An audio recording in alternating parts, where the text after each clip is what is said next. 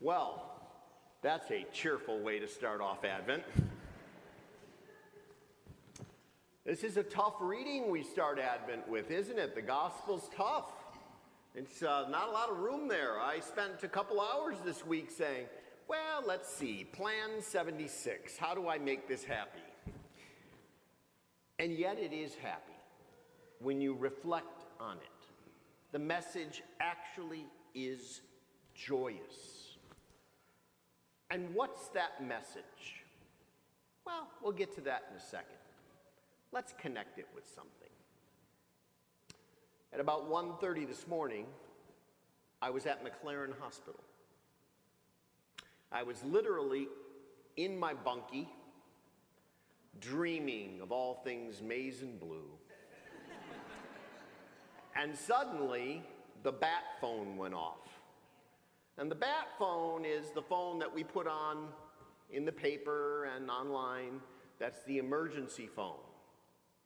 Now, any wise pastor would have Saturday night coverage offered by the young associate, don't you think? But I wasn't that wise. And so the bat phone goes off and I take it, and most of the time it's like a message from AT&T. Thank you for being an AT&T customer. We don't care if it's 1 in the morning. We're calling you to thank you, But it wasn't. And it was a wonderful Catholic nurse at McLaren Hospital. And there was a 57-year-old lady about to go to God. And it was snowing out. And I drive a little two-seater. So I looked up at the Lord and said, Lord, I'm about your business. Get me there. And I said, and Lord, by the way, I'm really a stupid idiot today. I forgot my oils in my desk at work. So get me to work first. So I slid into the parking lot. And everything worked out great. Got to McLaren. They couldn't have been kinder. Got up to the room, and there were this wonderful lady's 2 children in their early 20s, getting ready to say goodbye to their mom. And we were able to give the sacraments of Mother Church to the sacrament of anointing to this wonderful, wonderful lady. Why do I tell this story? Not so you can know that your pastor is trolling out there at 1 in the morning, but no, because that's today's gospel. Be ready. Be ready. What you do here now in this place counts for everything. Be ready. And there's a second message. It's never too late. It's never too late. And there's a third message. Not only are we preparing for the great feast where we say Christ came to the world, humbling himself, the divine one, deprecating himself to become something less than an ant compared to him, and became man, taking on our human form, born of a virgin, and coming into the world, not into a palace, but into a manger in the middle of the night. As I walked outside yesterday, I was saying, boy, it's cold. Boy, it's cold. I'm glad I have my dad's old coat from Jacobson's way back when there was a Jacobson's. And yet, I thought to myself, the Virgin and Joseph and the little one didn't have a beautiful Jacobson's coat. They were out there in the middle of nowhere. The message is not only do we commemorate his coming, but we commemorate what's going to come. He's coming back, folks. It wasn't just a single trip. He's coming back. And when he comes back the next time, the curtain comes down. Say goodnight, Gracie. And we all have to be ready for that. Every day. Every day. Now, I don't know about you, but I have Thanksgiving Day traditions. In my household, when I was growing up, this was a big deal. And, you know, back then we had real Christmas trees, not any of this fake nonsense, okay? You know, the ever-lit tree and, you know, I mean, whatever. You know, some of them spin, play music. We had real Christmas trees. And we went out to the lot and found the Christmas tree. This was big. The hunt for the tree was everything. Some ask me why, oh why did I end up in the Navy? Well, because my father every year had a knack with mom home cooking to come back with a tree that needed to have its top chopped off so it looked like the flight deck of an aircraft carrier. Mom never quite, boy, it was tough. And the trees were big. And so sometimes the trees would be lopsided and we would need the suspension lines to the wall to keep them up. It was right out of a Christmas story, guys. I mean, it was incredible. But I'd go back for everything in the world. For 5 minutes, I'd give everything I had. It was wonderful. The tree didn't go up until my mom's birthday, the 22nd of December. And that was a big day for my late mom, obviously. It was her birthday, but it was kind of crowded into Christmas, so we had to make it extra special. So that was the day the tree went up. But the tree didn't get decorated in its full glory until Christmas Eve day. No lights were on until Christmas Eve. That was the old school way of doing this. And the only thing that was allowed to be up with lights on it in the house was the creche, showing the world that we were waiting for Christ. And in the manger, the crib was empty. And I used to sit there every year. The great honor was which of the 5 kids could put the baby in the crib. This was beautiful stuff. My parents were rock stars. Why do I mention this? I mention it because it illustrates the importance of anticipation, of waiting, of thinking, of contemplating, of pondering. What's our life about?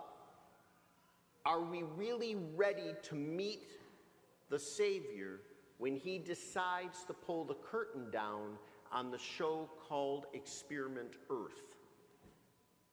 Are we ready? Not many of us are going to be here when that moment comes.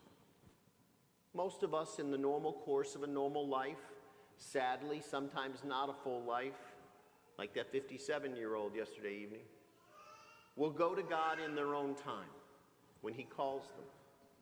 But some people will be here. And what if it's tomorrow? I want you to ask yourself a real question as we start Advent, you and I together. And we're going to have a lot of fun this Advent. Advent's supposed to be fun. It's supposed to be holy. It's supposed to be contemplative. It's not supposed to be flogging yourself on the back. It's supposed to be inspiring. That's why I have those 2 cool wreaths up there. Aren't they kind of cool? I love those wreaths.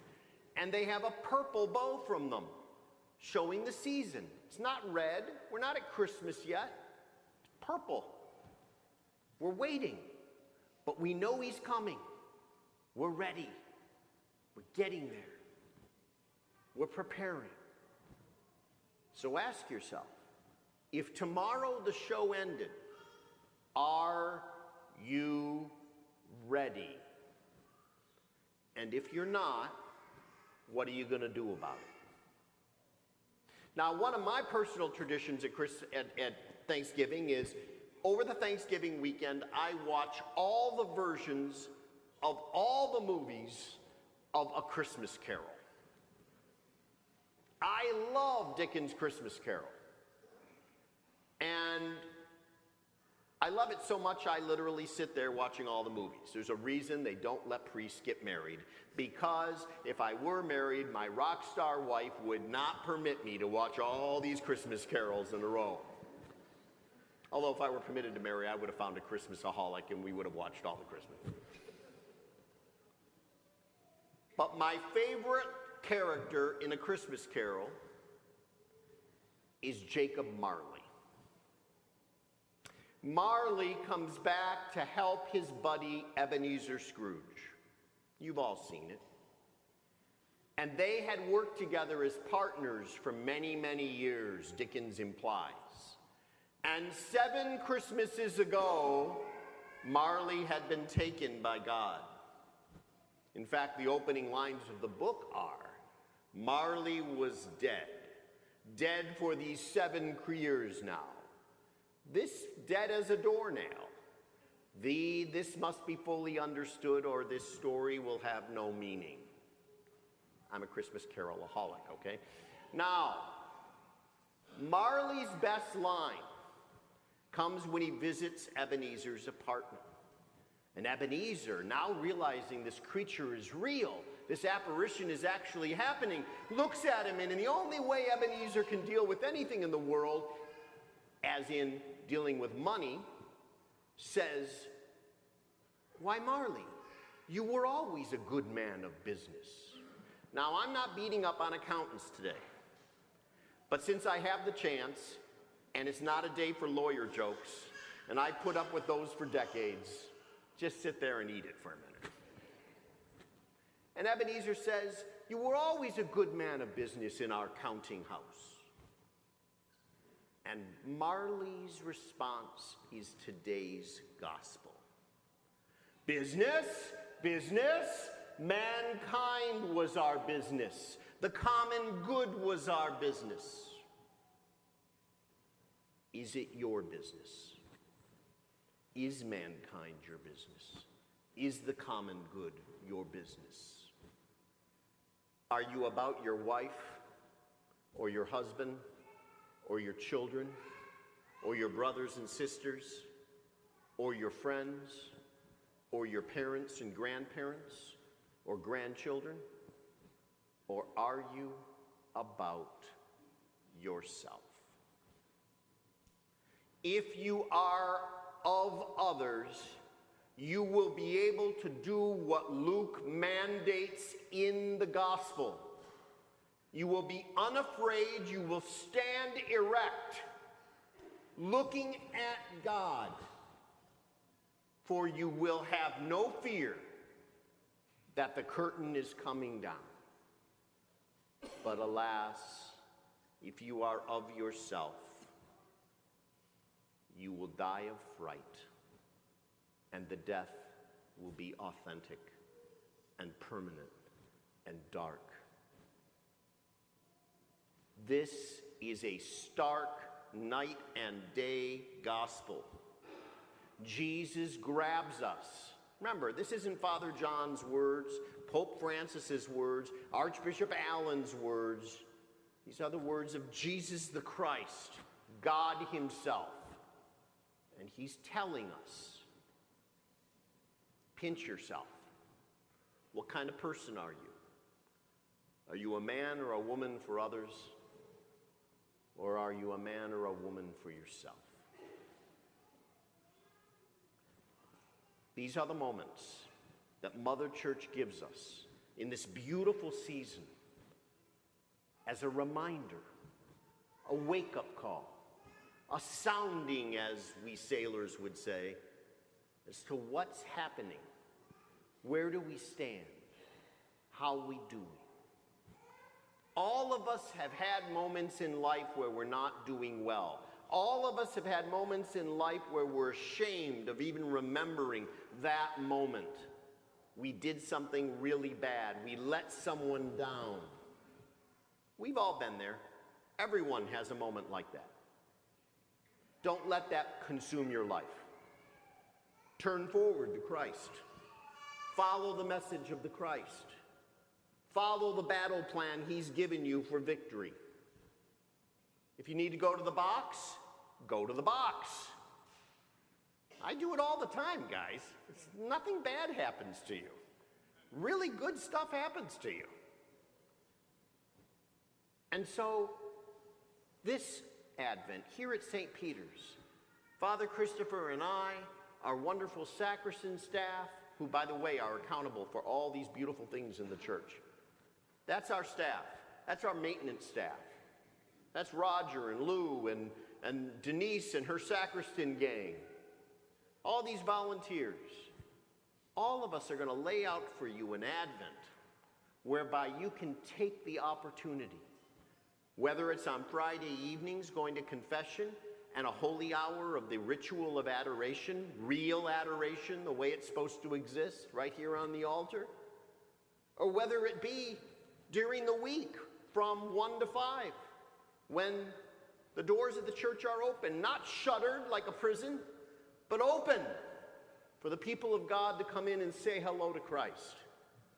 And if you're here during that period of time, one of the two priests is going to try and do their prayers for the day in the afternoon, and you might see our confessional light on.